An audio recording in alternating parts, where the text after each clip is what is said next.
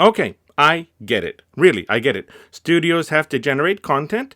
As much as I hate to call it that, films have to get into theaters so that butts can get into seats. Streaming services need libraries, and those libraries benefit from a stable influx of new things to watch. I get it. Then comes the big decision. Take a chance on something new and untested and hope that it becomes a hit, or adapt something for your market, be it a novel or a comic book or a foreign language film, something made by someone else that has some name value and a possible built-in fan base.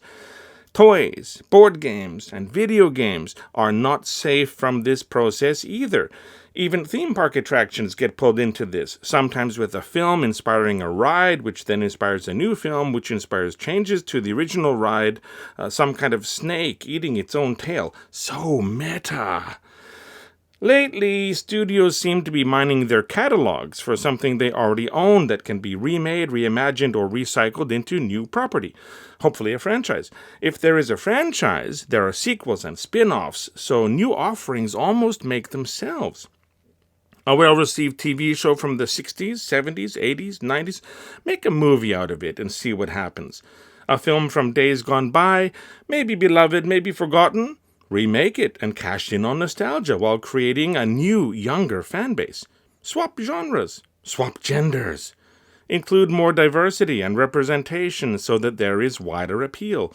Of course, this can be interpreted, sometimes rightfully so, as pandering to certain markets or making cynical changes to avoid media backlash and so how progressive you are now.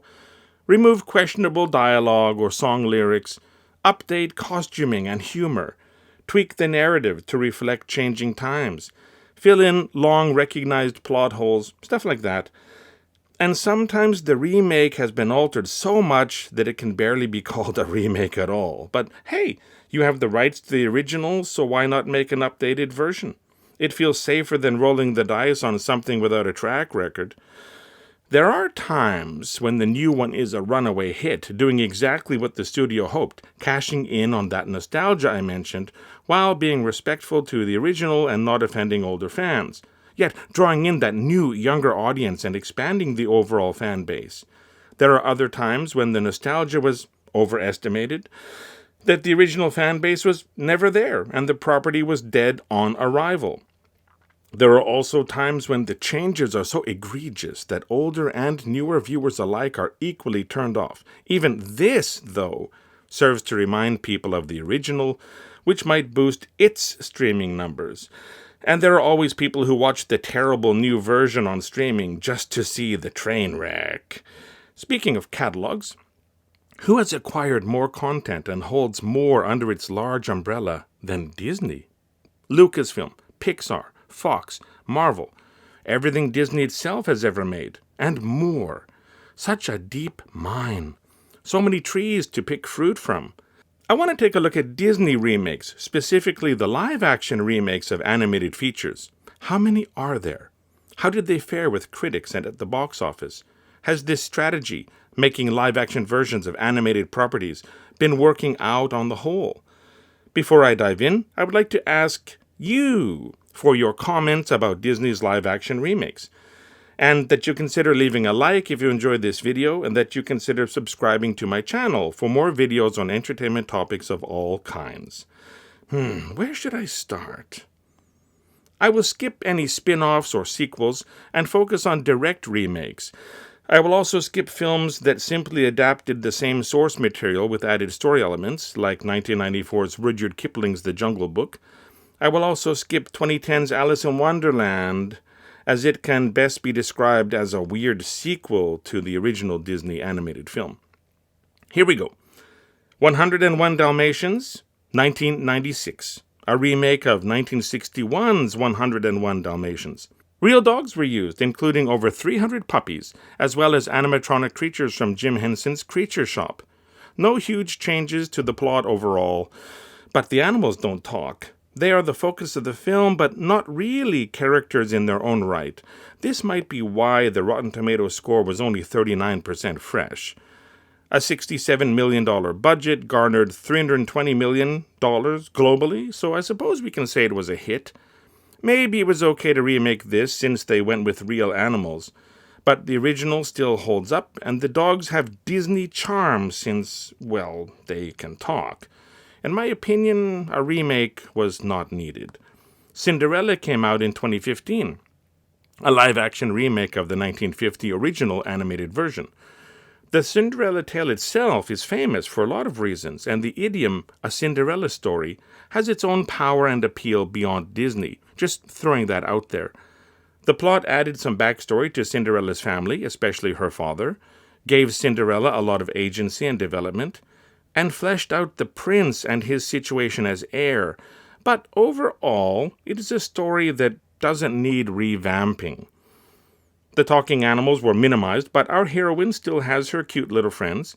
It is a worthy remake in a different medium, with enough logical changes to set it apart from the animated original. This is shown by its 84% on Rotten Tomatoes. A $95 million budget brought in $544 million at the worldwide box office, so it was a definite hit. I don't mind this one. 2016 brought us The Jungle Book, a remake of the 1967 animated version. While not a musical, the new version does reference classic songs from the original. Changes were made to the story that add a lot to this telling of Mowgli's life in the jungle. If you like the original, you won't mind these changes. Everything is familiar, but there is more. Rotten Tomatoes scores it at a well-deserved 94%. And its budget of $177 million earned $967 million at the worldwide box office, knocking on $1 billion, a definite hit. Both versions are charming and fun to watch. The remake does not take away from the original and adds more than enough to justify its making. The CGI animals alone are remarkable. It is truly a gorgeous film. No problems with this one.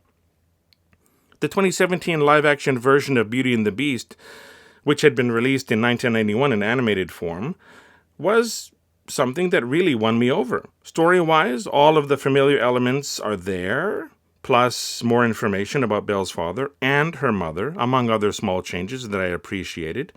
Why is there a castle and a prince nearby, but the villagers don't seem to remember? Explained. The prince has been cursed to love someone and have that person love him back before the last petal on the rose falls. But how old was he when this curse was put into effect? An adult, not a child. Explained. And, most importantly, the beast got his own song, something missing in the animated version. These small changes improve this film. The musical aspect is fully intact, with great new renditions of the classic songs from the original. Luke Evans is especially amazing as Gaston. The live-action's budget, anywhere from $166 million to $255 million, brought in almost $1.3 billion at the box office. Rotten Tomatoes scores it at 71%, a bit low, but part of that might be due to Emma Watson's auto-tuned voice. I found it really distracting, and Belle has some pretty important songs. The original got a nomination for Best Picture, which forced the Academy to create a new category solely for Best Animated Feature later on. I think the live-action remake stands well on its own. It is a different medium, with slight but impactful story changes. This is a good example of why to do a remake. You can love and watch the animated original, or you can enjoy the live-action version. It's win-win. I like both. I'm going to skip 2019's Dumbo because it was more of a reimagining than a remake. No talking animals, massive focus on human characters that were not present in the original. Where's the music? Where's the charm? How could they screw up this badly? Anyway, moving on. We have Aladdin, a remake of the 1992 animated film. The cast was largely ethnically appropriate, I suppose, and this was a great opportunity to showcase some lesser-known talent. Props to Disney. Changes? Some tweaks to old songs, like removing the word slaves in Prince Ali, and a new song for Jasmine. No problems there. All characters got a little more development, but the overall plot is the same, and the musical aspect is intact. It is a good-looking film, too. The 57% on Rotten Tomatoes belies the remake's box office haul of over $1 billion off of a $183 million budget. As for me, I prefer the 1992 original version, but I understand that a lot of the impressions Robin Williams did and the humor associated with them have no meaning or relevance to younger viewers, so massive parts of the genie's performance needed updating. The remake serves a purpose in that regard. Smooths out some iffy lyrics, gives Jasmine more agency, and lets some fresh faces shine. I guess it was okay to remake this one, but I still go with the original. Also in 2019 was the photorealistic CGI remake of 1994's The Lion King. The original was significant. It really showed what Disney could accomplish. The remake had a budget of around $250 million and garnered close to $1.7 billion worldwide. Wow. It only got 52% on Rotten Tomatoes, with the main complaint being that it didn't change enough from the original. Both versions are animated, albeit in different ways. Both feature mainly the same songs, with the remake adding some new ones. Was this a money grab, or was it a genuine attempt to update a classic for a new generation? I lean towards the former, and it certainly paid off for Disney. This is probably a case of loving whatever version you saw first. If you saw the 1994 animated version first, you'll prefer it. If you saw the CGI version first, you'll prefer that. Too similar to say one is superior to the other, in my opinion, which raises the question, why was this remake made? Probably for the money.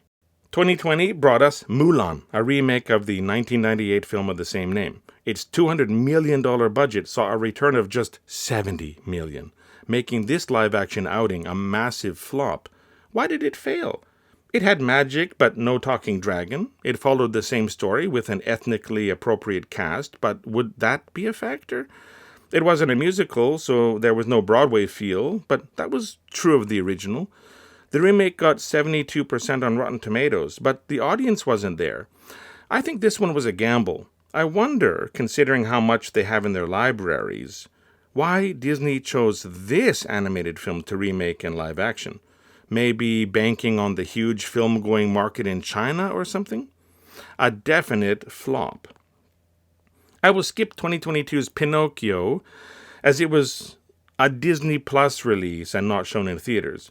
No need for a remake here anyway. The original holds up really well, has a dark theme and some iconic scenes, showcases numerous outstanding musical numbers, and deals with timeless metaphors and life lessons. The live-action version was not needed and was a dud. Now we reach the 2023 live-action remake of The Little Mermaid. A budget of $240 million brought a return of $570 million. While that box office figure seems high, it is far below the levels hit by the remakes of Beauty and the Beast, Aladdin, and The Lion King, other films that were also part of the opening wave of the Disney animation renaissance that used a Broadway musical template to craft the films.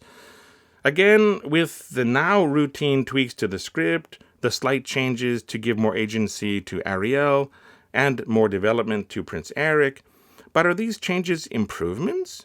67% on Rotten Tomatoes seems so mediocre.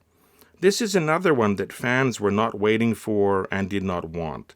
The original holds up extremely well, and this just seems like a money grab. Now, we hit 2025, the year I am making this video, and we have two offerings with very different outcomes. Snow White was a remake of 1937's Snow White and the Seven Dwarfs, the first animated feature Disney produced and the first cell animation feature. Full color, full sound. The 1937 version was groundbreaking in so many ways and well deserves its place in cinema history. However, as I mentioned in another video on my channel, I find its storyline too minimal and its character development non-existent. I have my doubts as to how beloved the 1937 version actually is among older and younger viewers alike. There are certainly iconic moments, but the character Snow White has no agency and extremely dated motivations, and the prince is not even named. The live-action remake tried to change some of that, but the audience wasn't there. But I feel the audience was never there, and that the project was dead in the water from the outset. In any case, Snow White was a definite bomb, its $240 million budget resulting in a film that garnered $205 million at the box office, with a score of just 39% on Rotten Tomatoes. The The 1937 version, by the way, cost $1.5 million to make and brought in $418 million throughout its lifetime of re-releases. Adjusted for inflation, that comes out to $2.3 billion, putting the original at the top of the list of highest-grossing animated films. Just a reminder that the live-action Mulan cost $200 million and earned $70 million, so Snow White was not the biggest flop by far. Also in 2025, we had the live-action version of Lilo and Stitch. The original came out in 2002, pretty recent for a remake. Was this a big enough film to earn a remake? Had there been enough time since the original to let Lilo and Stitch fade into memory, allowing for a new generation to discover it anew in live action? Well, the live-action version cost $100 million to make, not much more than the original, actually. Interesting. It got a slightly lower score on Rotten Tomatoes than the original at 71%, but not shabby. On top of that, the live-action version has earned $946 million worldwide, so close to $1 billion. Who would have thought? You can have flops like Mulan and Snow White if the hits like this one generate this big of a return, right? Who can predict which of these remakes are going to succeed and which are going to fail? It seems so random. In the pipeline for Disney is a remake of Moana, set for 2026, the original having come out in 2016, just 10 years prior? Do we really need a remake of this, especially so soon after the original and its highly successful sequel? Then there is the Aristocats, Hercules, and Bambi, all in the pipeline, but without release dates as of the making of this video. Overall, these Disney live-action remakes have been hit and miss in terms of audience reception and box office returns. We can't hate on Disney for making Snow White when Lilo and Stitch made so much money, right? We can't blame remake fatigue for the same reason. We can't criticize Disney for daring to remake so-called beloved classics like Snow White when Cinderella in live action did so well. It all comes down to audience interest and execution. People will watch a film if they have emotional investment or if it is awesome. Frozen wasn't a remake, and it did really well. Strange World was not a remake, and it did badly. Encanto was not a remake, and it did really well. Wish was not a remake, and it did badly. Maybe Disney has always been hit and miss, but its failures made for bigger headlines, higher view counts, for rant-laden videos, and more clicks on articles critical of all of these remakes. As long as the hits, like the surprising Lilo and Stitch, earn enough to more than compensate for the flops, Disney and other studios will keep mining their catalogs for things to remake or reimagine.